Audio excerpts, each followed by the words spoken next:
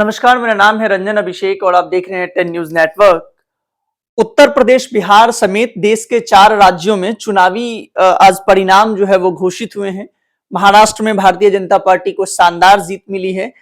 झारखंड में कहीं भाजपा पीछे रह गई और झारखंड में एक बार फिर से जो है जेएमएम सरकार की वापसी हुई है।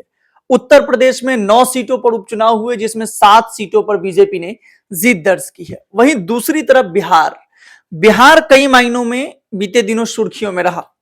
लोकसभा चुनाव में जहां एक तरफ पीडीए के बल पर अखिलेश यादव ने उत्तर प्रदेश में शानदार कामयाबी हासिल की, वहीं बिहार में वही फॉर्मूला अपनाया गया, लेकिन वो फेल हो गया और भाजपा को एक बार फिर बहुमत मिली। वहां वापसी अच्छी सीट पर भाजपा ने अपनी पकड़ बनाई।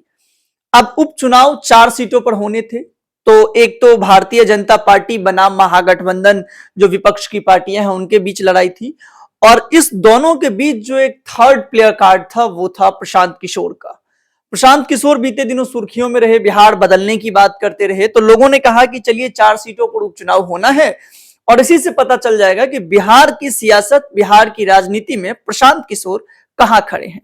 हमारे साथ बातचीत करने के लिए रवि रोशन जी हैं, बीजेपी आईटी एवं मीडिया सेल व्यापार प्रकोष्ठ के प्रभारी हैं। सबसे पहले तो आपका बहुत स्वागत है 10 न्यूज में। बहुत बधाई, आपने बिहार में क्लीन स्वीप कर दिया। फर्स्ट कमेंट क्या है? सबसे पहले तो बहुत बहुत धन्यवाद आपको अपने चैनल पे मुझे मौका देने के लिए।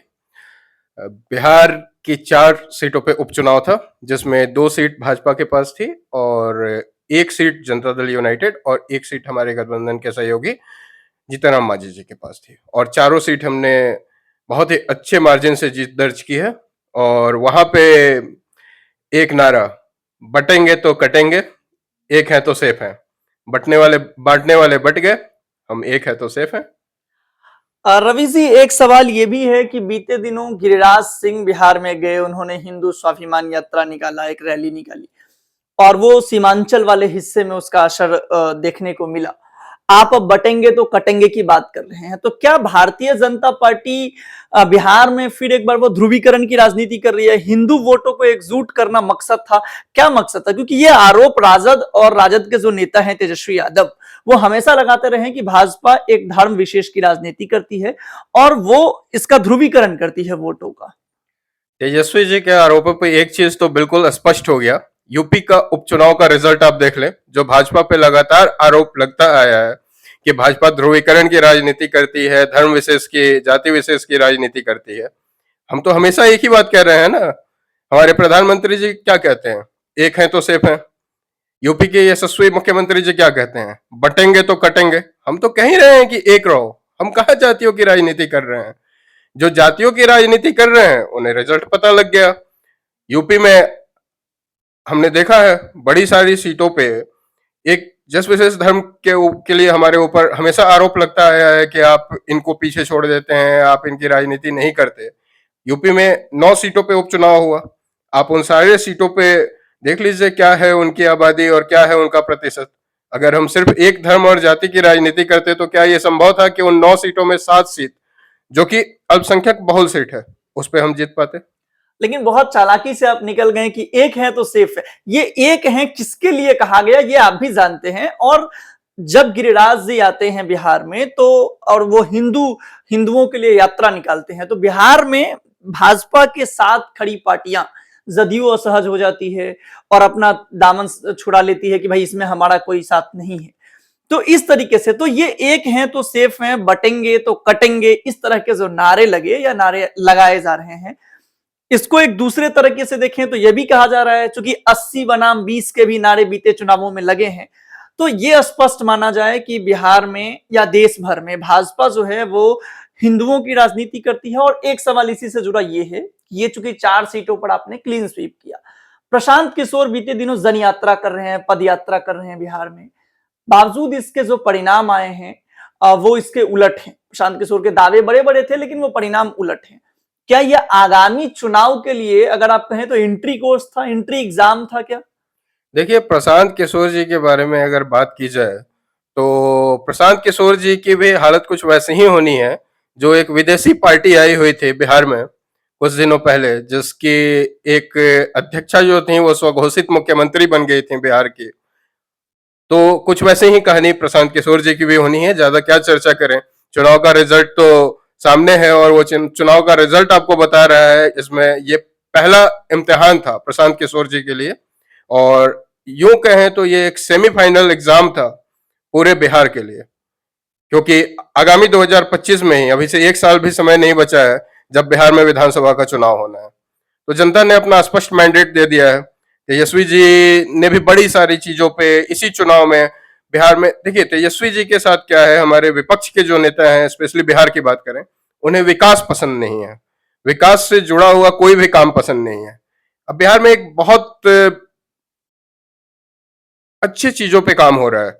जस्ट फॉर एग्जाम्पल, पहले एक समय था जब उनके पिताजी और माताजी की सरकार हुआ करती थी, हम लोग बहुत बच्चे थे, तो बिजली के जो तार होते थे उन तारों पे कपड़े सुखाए जाते थे। और आपको पता है अब समय है जब कवर्ड वायर है, ये सारी चीजें हैं, तो करंट लगने का डर नहीं है। उस समय भी हमारी बिहार की जनता को करंट लगने का डर नहीं होता था, वो ओपन वायर पे गीले कपड़े सुखाते थे। आप इस पे थोड़ा सा रिसर्च कीजिएगा, आज से 15-17 साल पहले की जो कहानी है उसमें क्या होता था और वो क्यों सुखाते थे। क्योंकि उन्हें पता था कि बिजली तो आनी नहीं है, 24 घंटे में 2 घंटे बिजली आती थी, वो भी एक एक सप्ताह पे आती थी। तो लोगों को पता था कि बिजली नहीं आनी है, तो वो कपड़े सुखाते थे। तो अब स्थिति ऐसी बनी है कि अब बिहार में लोग ये देखते हैं कि बिजली कब जाएगी।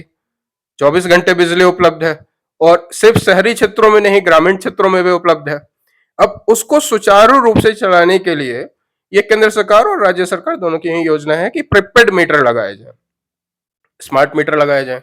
अब तेजस्वी जी ने क्या बोला, ये स्मार्ट मीटर नहीं, ये स्मार्ट चीटर है। अब जो लोग खुद 9वीं फेल हैं, अब जिन्हें खुद नहीं पता कि स्मार्ट मीटर काम कैसे करता है, कैसे बिजली का बिल ज्यादा आता है, कैसे सही आता है, वो तो यही बोलेंगे ना। जिनका पढ़ाई लिखाई से नाता नहीं है, जिनको विकास पसंद नहीं है, उन्हें तो सिर्फ जातियों में बांटना आता है। बस जातियों की राजनीति करा लीजिए, धर्म की राजनीति करा लीजिए, इसमें वो एक्सपर्ट है। रवि जी, विपक्षी पार्टियों पर आप आरोप लगा रहे हैं, एक लीड देते जाइएगा इस बातचीत के आखिरी में। क्या अब तो चूंकि एक तो अब बिहार में सबसे बड़ी पार्टी थे ही, और अब ये जो 4 सीट जुड़ गए तो आप और बड़ी पार्टी की भूमिका में आ गए हैं, क्या 2025 का चुनाव नीतीश कुमार के नेतृत्व में ही बीजेपी लड़ेगी? देखिए, इस चीज को तो हमारे केंद्रीय नेतृत्व ने, आदरणीय प्रधानमंत्री मोदी जी ने, आदरणीय गृह मंत्री जी ने, प्रदेश प्रभारी ने, प्रदेश अध्यक्ष जी ने, सबने क्लियर कर रखा है कि हम 2025 का चुनाव जो है वो माननीय मुख्यमंत्री श्री नीतीश कुमार जी के नेतृत्व में लड़ेंगे। माननीय नीतीश कुमार जी की दूरदर्शिता का ही परिणाम है ना कि आज बिहार की जो विकास की स्थिति आप देख रहे हैं, वो नीतीश जी का ही दूरदर्शिता का परिणाम है। रवि जी थे हमारे साथ, और निश्चित तौर पर ये बीजेपी के लिए एक बड़ी जीत है। बिहार बीजेपी के लिए जिस तरीके से 4 सीटों पर एक तरफा जीत भाजपा ने हासिल किया है, वहां क्लीन स्वीप किया उन्होंने विपक्षी पार्टियों को, और साथ ही साथ ये भी स्पष्ट कर दिया रवि जी ने कि, और पार्टी के कई आला कमान नेताओं ने भी कहा कि 2025 का जो चुनाव है वह भी नीतीश कुमार जी के नेतृत्व में लड़ा जाएगा। लेकिन यहाँ एक दिलचस्प सवाल ये है कि जब गिरिराज जी हिंदू स्वाभिमान यात्रा निकालेंगे, जब एक हैं तो सेफ हैं, बटेंगे तो कटेंगे जैसी बातें होंगी, वहीं दूसरी तरफ नीतीश कुमार जो सभी को साथ लेकर चलने की बात करते हैं, एक मंच पर यह तालमेल कैसे बिठ पाएगा? बहरहाल ये तो वक्त तय करेगा, और चुनाव में अभी थोड़ा समय है, हम भी इंतजार करते हैं और आप भी करिए इंतजार। आप देख रहे हैं 10 न्यूज नेटवर्क, मेरा नाम है रंजन अभिषेक।